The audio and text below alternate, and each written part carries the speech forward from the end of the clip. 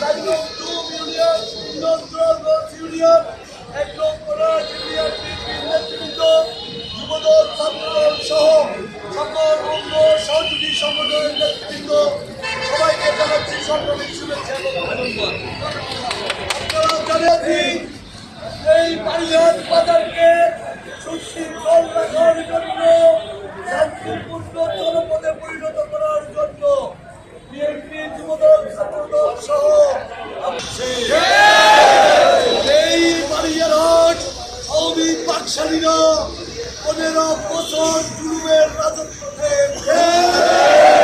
সন্ত্রাস, খুন, হাজারি, চাঁদাবাজিতে লিপ্ত ছিল এই আওয়ামী লীগের দালাল, সেই পুলিশ শেখ হাসিনার দালালেরা, সেই রিটন বাবন জসিম কমিশনার সহ সেই বাবলু নিয়াজি সহ যারা আওয়ামী লীগের প্রধান অনুসরণ করে এই শান্তিপূর্ণ পৌরসভাকে চাঁদাবাজি এবং সন্ত্রাসের রাজত্ব থাকছে, তাদেরকে সকলেই শক্ত হাতে দমন করা হবে।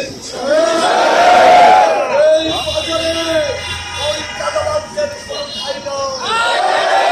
আমরা সবাই বাড়িয়ার পৌরসভার আহ্বায়ক, সাবেক সফল ছাত্রনেতা, বাড়িয়ার কলেজের ভিপি, বিশ্বরায় খেলা ছাত্র দলের সাধারণ সম্পাদক দিদারুল আলম পিয়াজির নেতৃত্বে আমরা সকলে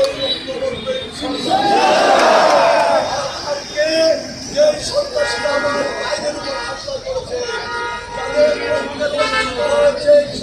হয়েছে তাদের কাউকে ছাড়তে হবে। তাদেরকে যেখানে যে অবস্থায় পাওয়া যাবে তাদেরকে সেখানেই অবস্থিত করবে। আজকে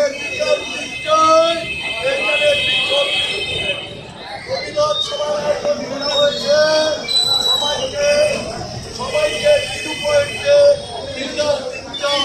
উপস্থিত হয়ে বিক্ষোভ সমাবেশকে সফল করার আহ্বান জানাচ্ছি।